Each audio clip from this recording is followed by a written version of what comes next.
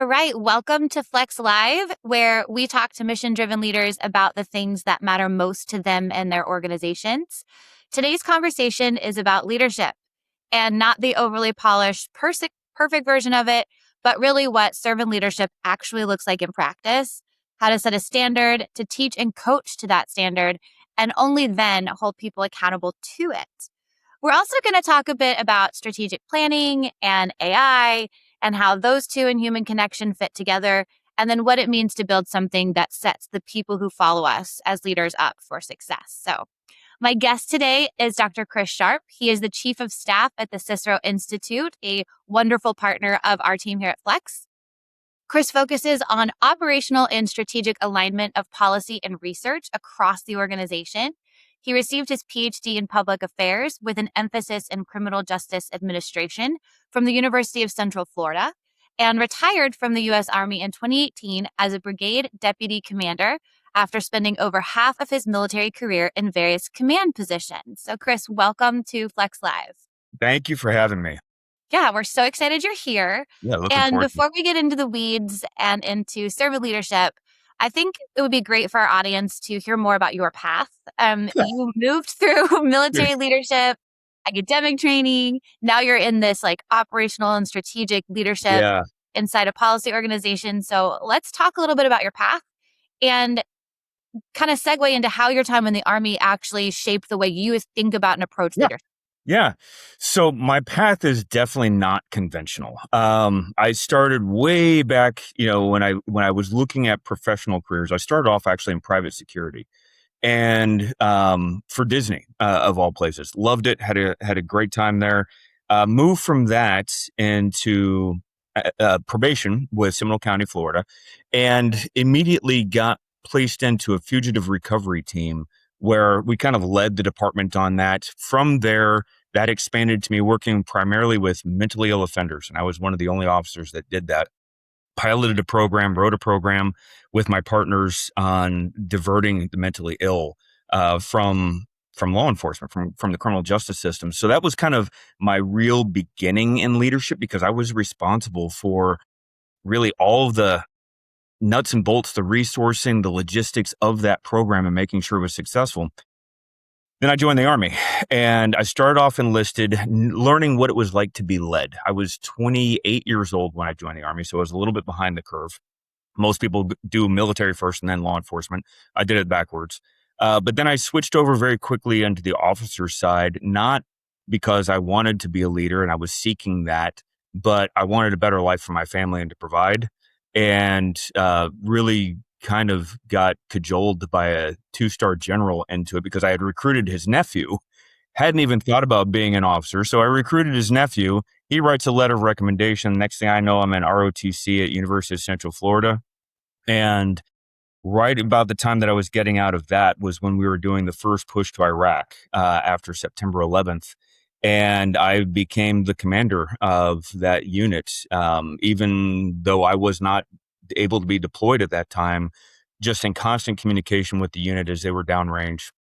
And then, 7 tours later, multiple commands afterwards, it really kind of developed my idea of leadership that I brought then into the classroom, because I've also been a professor for 27 years, which is really kind of depressing to think about how old I'm getting. But so I brought that as I'm developing academic leaders, governmental leaders, and this idea of really servant leadership and what that means.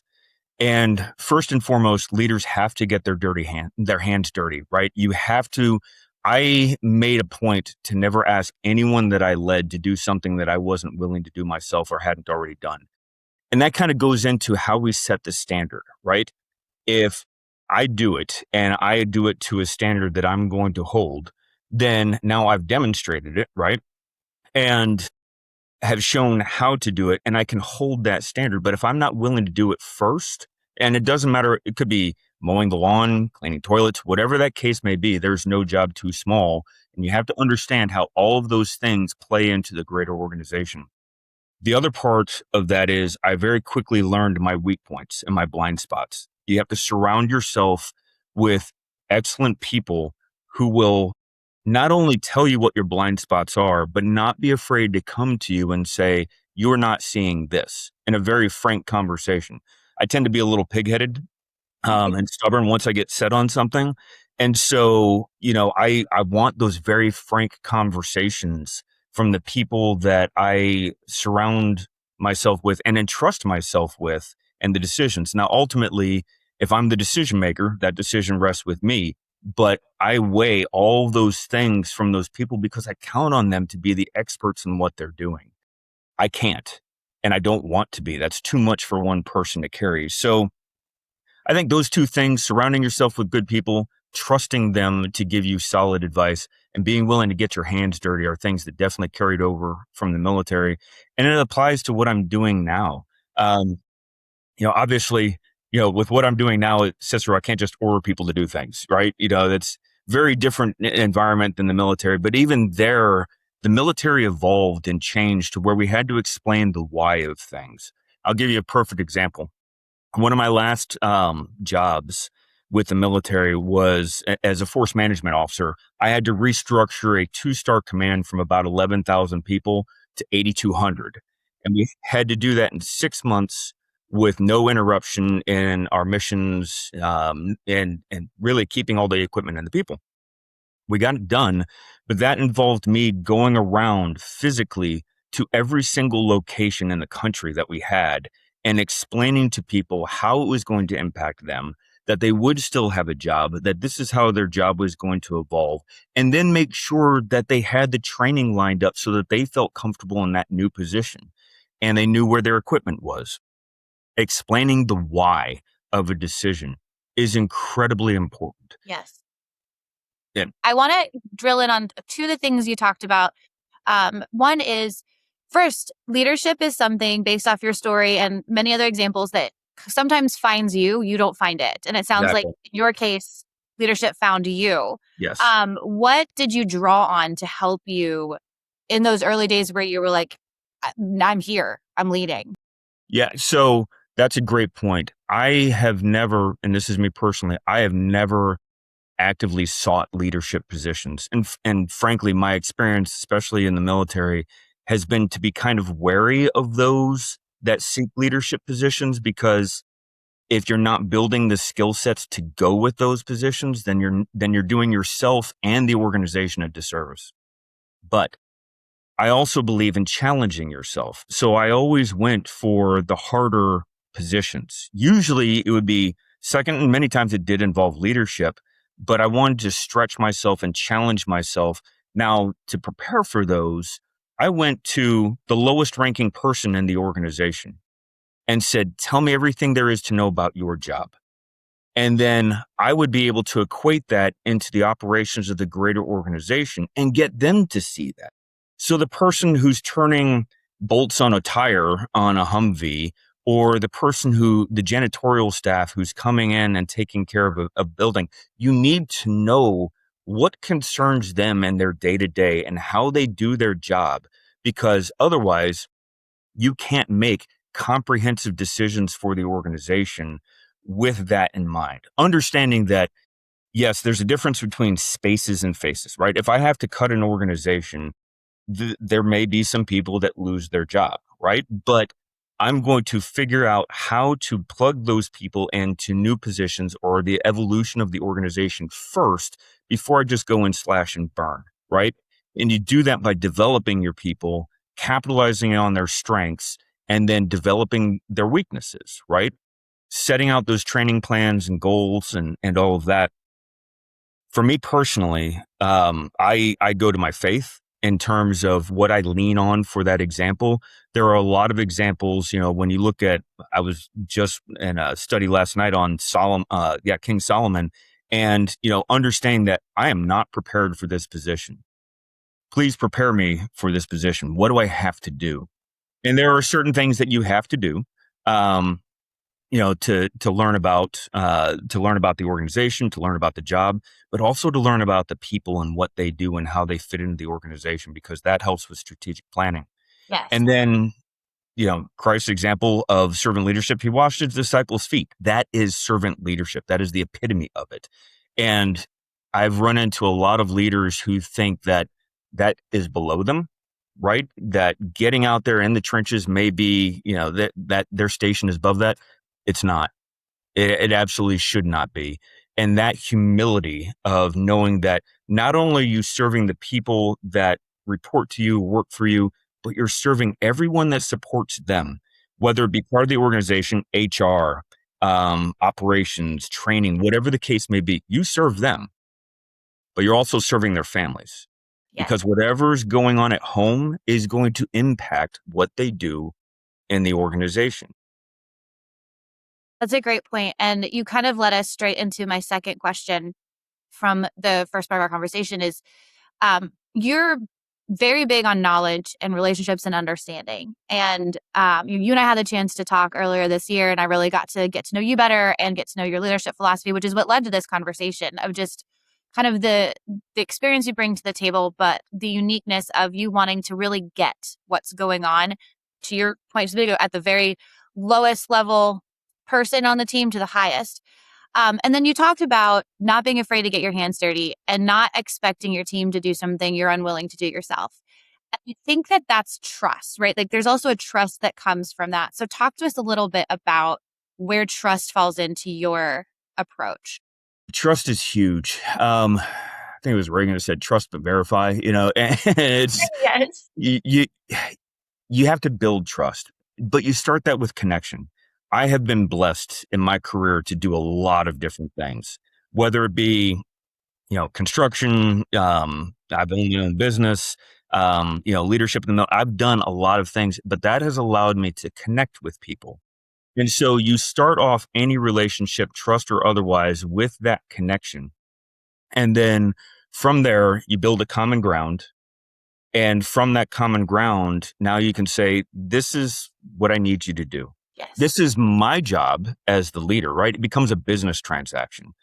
I expect these things from you, and you need to expect these things from me. And if I don't bring this to you, and if I don't help you achieve that, you need to hold me accountable. This is why I love 360 reviews, right? Many times, and you and I have talked about that, Yes. a lot of people work up, right? As long as I'm impressing my boss, everything is golden. Except what about your peers? And especially what about those people that support you in what you're doing, right? If they have, ideally, they all have the same view of you, right? And your abilities and what you bring to the table. If they don't, then it's on you to change that, right? And make sure that they all do have that same view. And you're not going to make everyone happy. If you're trying to please everybody, you're going to please nobody. But you have to understand that primarily, and again, this is just me, I took care of my people first because they would take care of me. And I'll give you a perfect example. We were on a tour. I took command of this unit, and within 24 hours, we were on a plane to Mississippi for very intensive training. So we went from qualifying in snow and ice, literally flicking ice off of our weapons so that we could shoot and qualify, hopping on a plane for intensive training to go back to where we were and get ready for our first unit that we were sending to Afghanistan. And so we were up 72 hours in Mississippi. We went from 30 degrees to 90 and, extreme humidity back to 30 degrees. And all my guys had a upper respiratory infection. Yeah, no doubt. And I told them we had 18 hours before wheels started rolling. And I said, I don't want to see you for 16 hours. I don't care what you do, but I want you to sleep. I want you to eat. I want you to hydrate. And please, for the love of Mary, take a shower. Uh, because that was absolutely necessary. And I said, but I don't want to see you.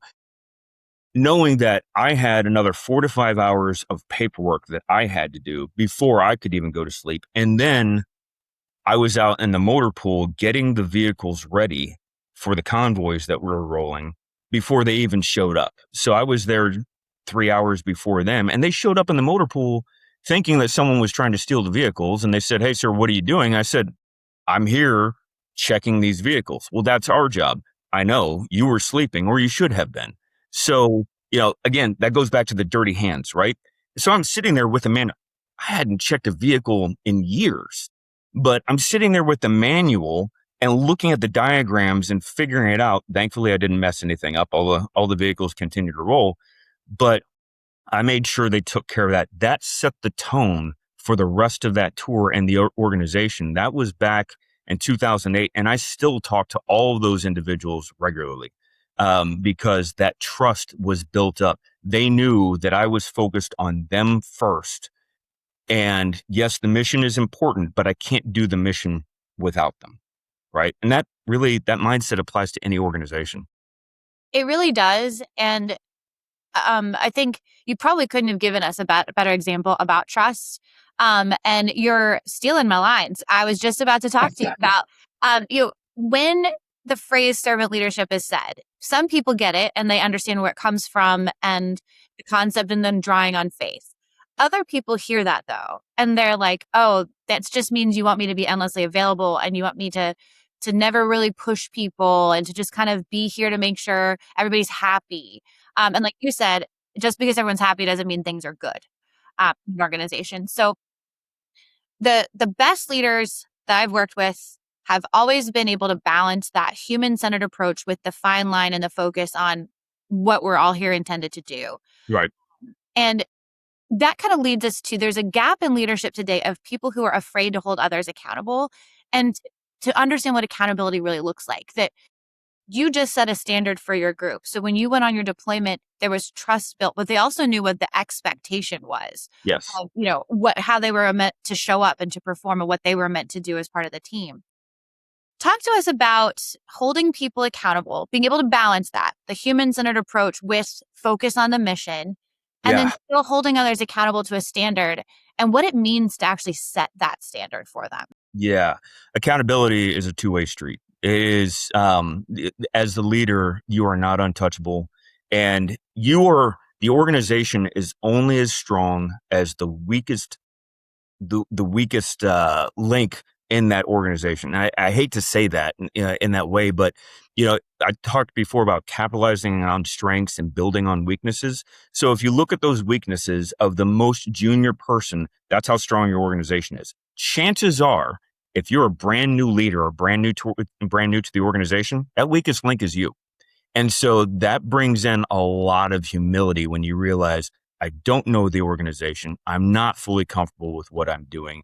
I am the weakest link and I need to set the standard. Now, what that means in setting the standard, first off, and again, blessed in the military because they have a standard operating procedure for everything, literally everything. So you go and you check what that says, but it's also vague, right? It allows for some autonomy in that thinking.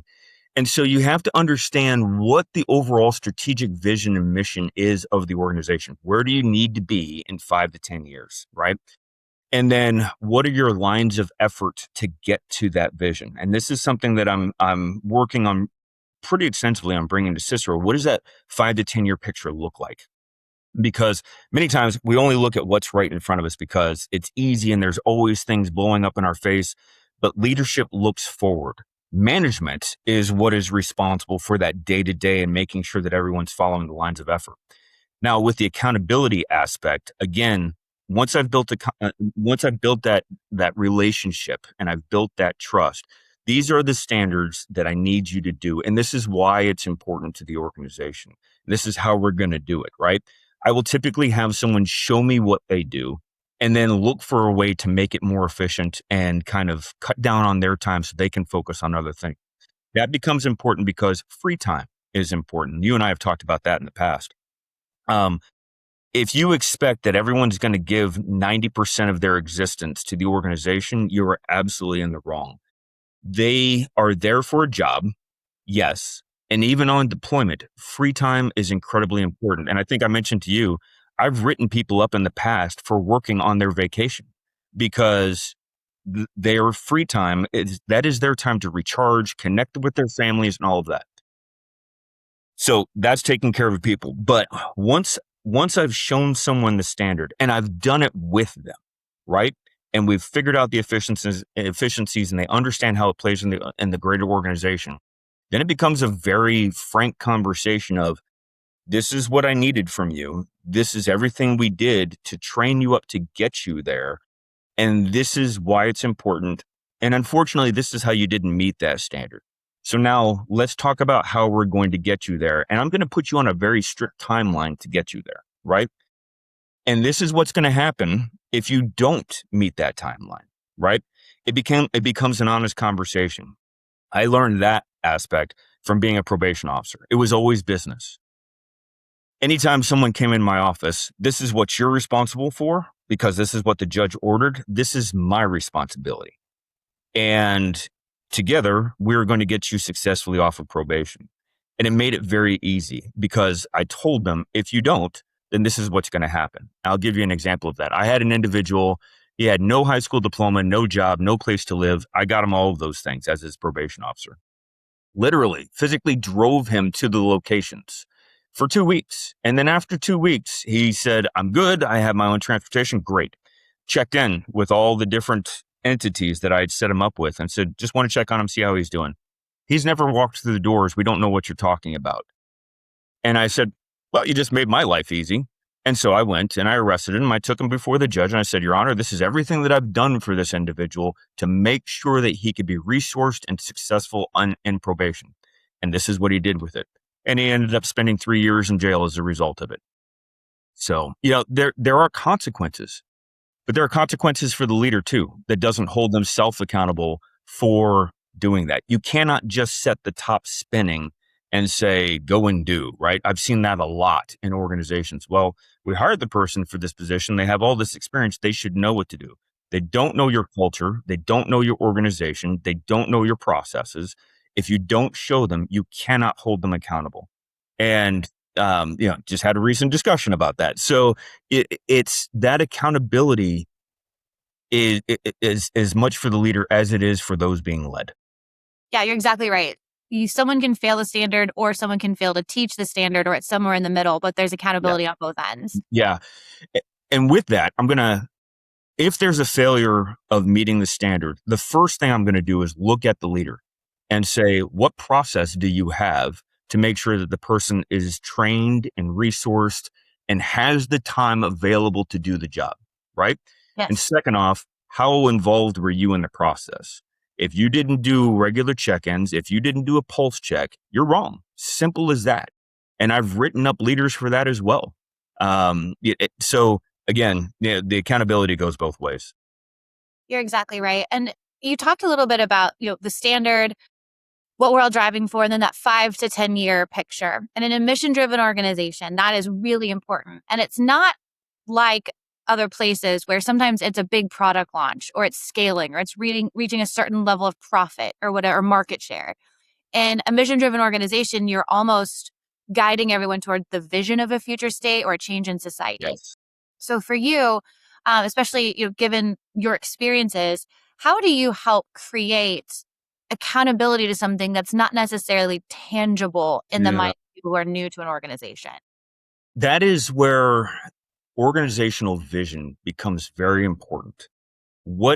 How do we envision, and I'm going to use Cicero as an example, how do we envision government serving society, right? And what does that look like? And yes, it is very nebulous, right? Because government, especially federal government, is this huge monolithic thing that, people just can't wrap their heads around. It's got a budget in the trillions and most people just can't understand that. But if we take it one step at a time, how do you eat an elephant? One bite at a time, right? So this fits into that. What I'm trying to do, and I've been introducing this, is looking at complex solutions to complex problems. One of the big things I'm working on right now is prisoner reentry. And yeah, naturally people say, oh, that falls right into public safety, criminal justice. Well, yeah, it does. But it also involves healthcare. It involves workforce development, education. It involves regulatory reform, literally everything that we do. Yes. Why am I going to go specifically to, for instance, public safety to talk about healthcare or to talk about workforce development? I bring in all of those experts. Remember, surrounding yourself with good people. I bring in all of those people to give me those different aspects and show me the blind spots that I'm missing. Understanding that it's all going towards what a functional society should look like. Now, one of the things that helps us with that is AI, right? I love the conversations about artificial intelligence. My brother and I have these conversations regularly, but the human element of AI, incorporating AI into an organization, anytime there's change, there's a lot of fear that goes with that change, whether it be a new system or a new process, whatever it is. AI brings a lot of fear with it because, frankly, a lot of people don't understand it. I don't claim to understand it. I see the capabilities of AI and I say, well, this is a tool that will help me do this. It makes me more efficient, right?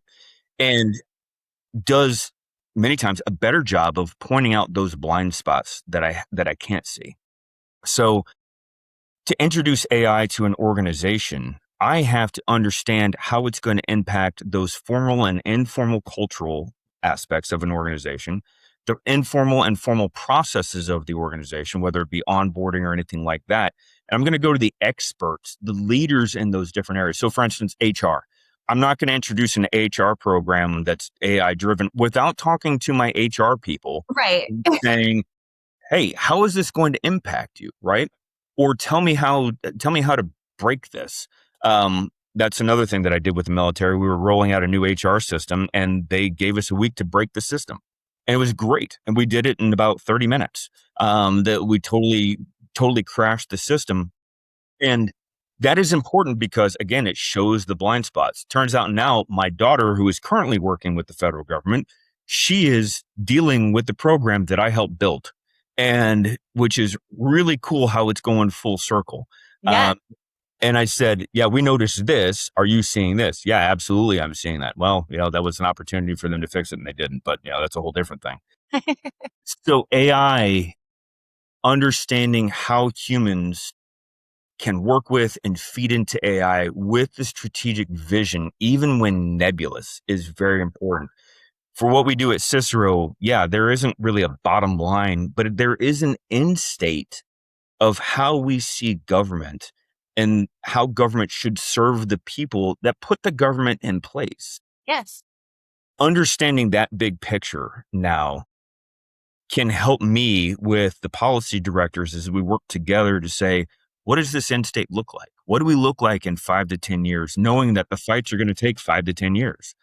And so that helps us kind of set our priorities of work as we move forward. I love that. And something that helps is the fact that the work that you're doing is reliant on factors outside of your control, whether it's Oh, state absolutely. elections, federal elections, who's in charge of an agency, all those things. But if you do have your team focused on that end state, when you face those challenges, you're like, okay, we're going to pivot. We're going to go ahead and try this other strategy to get there. And I thank you for bringing up the AI point. I think you nailed it, that AI can't be like another tool that just exists on its own. It kind of has to be woven into the culture Yes. of the work that you do. Yes. And I, one things that you and I nerded out about a little bit when we did talk about Right. AI is just how it fits into actually long-term strategic planning of organization these days. And it's not, how can an organization approach their long-term strategy with AI now as you can't avoid it as a factor. No, you absolutely cannot. And I'm going to use higher education as an example because higher education has run from AI. Yes. They've got very restrictive policies on AI. I believe it's the University of Chicago doesn't even allow computers into the classroom. That is, you are not preparing the next generation of leaders for the reality of the workforce and what they're going to be facing, right? So AI has got to be a part of it. It is a tool. It is an extremely powerful tool that allows you to do very agile decision making. And the more rigid an organization is, my last college is very small, it's liberal arts college. I expected it to be agile. It was more entrenched and in outdated organizational thought processes than any other college that I ever taught at. Going back to blue books and oral presentations, and there were just a lot of things where AI could have helped, but they didn't even want to spell AI on campus. So, it's just an unrealistic view. So then understanding that from a leadership perspective, that a lot of these kids coming out of college, and I use that term kids loosely, because many of them are brilliant, but how now am I going to prepare them when an organization is taking on AI? Because that is a serious pillar that they are absolutely missing. So it's soft skills, the ability to have a conversation, the ability to speak with confidence in what you're doing, the ability to act with confidence, right? And building that up. But then also utilizing AI as part of that. How do I develop? How do I develop my team? How do we develop this vision? How do I develop my processes and programs? And focusing on outcomes as opposed to outputs, right? Just because I have a process, great. Don't break your arm patting yourself on the back. It is, what is the result of that program? What is the result of that process? Is it achieving what you wanted to? And then admitting when you make a mistake. As a leader, you are not perfect. You will never get it 100% correct. And whatever plan you have goes out the window almost as soon as it goes into action, right? You have to be agile. Mistakes happen, and you have to accept those mistakes and, frankly, absorb them into just the natural growth of the organization, right?